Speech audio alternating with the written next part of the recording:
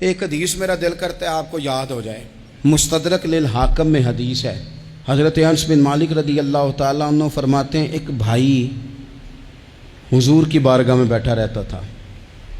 نکما نہیں تھا، شارحین حدیث کہتے ہیں کہ کسی مجبوری سے وہ کام نہیں کر پاتا تھا، یا کرتا تھا تو کام آگے نہیں چل پاتا تھا، ذہنی صلاحیت ہی شاید زیادہ نہیں تھی۔ یہ حدیث مشکات میں بھی موجود ہے، مستدرک للحاکم میں بھی موجود ہے۔ حضرت انس بن مالک رضی اللہ تعالیٰ عنہ فرماتے ہیں وہ حضور کی بارگاہ ناز میں بیٹھا رہتا تھا، اس کے بھائی نے آ کے شکایت کی، یا رسول اللہ صلی اللہ تعالیٰ علیہ وسلم، یہ کوئی کام ہی نہیں کرتا، کوئی محنت نہیں کرتا، کوئی جدوجہد نہیں کرتا، آگے نہیں بڑھتا،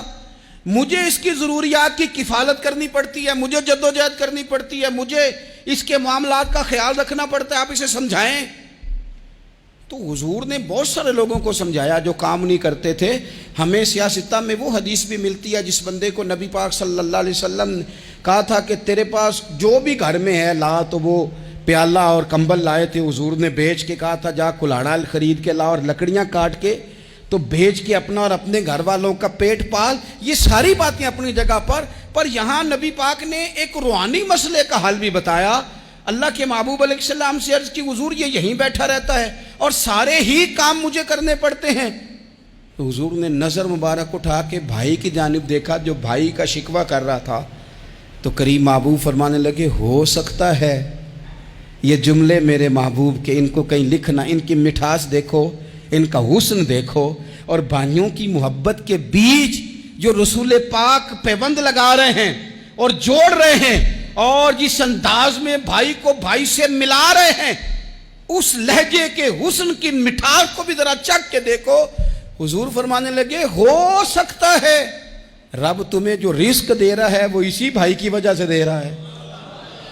بھائی پائیاں دے ویری ہوندے تے بھائی ہی پائیاں دیاں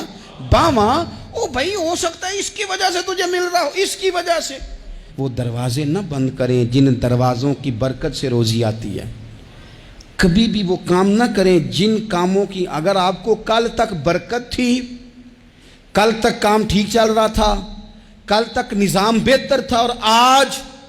آپ کو محسوس ہوتا ہے کہ کہیں کمزوری آ گئی ہے، کہیں حالات اس طرح کے نہیں رہے، تو پھر آپ غور کریں کہیں ایسا تو نہیں کسی غریب کا آپ کے گھر سے رزق جاتا تھا اور آپ نے بند کر دیا،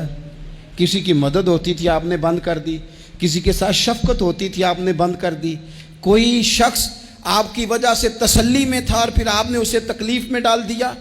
اللہ کے محبوب نے فرمایا تمہارے کمزوروں کی وجہ سے تمہیں رزق دیا جاتا ہے، تمہارے ضعیفوں کی وجہ سے تمہیں رزق دیا جاتا ہے۔